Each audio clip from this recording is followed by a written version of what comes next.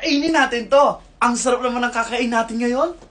Pero teka, bakit may dalawang hita doon? Tara, let's go! First, yung popcorn. Pero syempre guys, bago natin kainin yan, don't forget to follow me and comment sa comment section.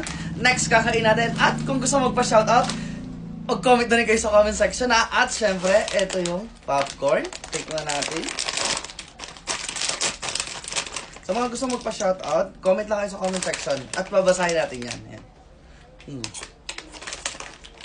Popcorn. Next naman, halo-halo. Ito yun. Halo-halo ano lang.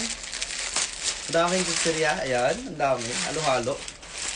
Ang liit na niya, no? Hindi katulad dati. Tingnan natin yan.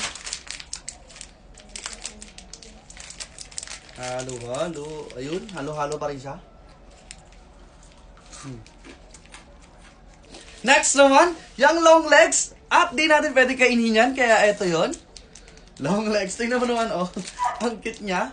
Ayan din. Long legs din siya. Ngayon ko lang ito nakita. Parang natuwa talaga ako. Oh, ang laki. Tikman na natin. Marshmallow, long legs. Ayan. Gusto ko kaya ito.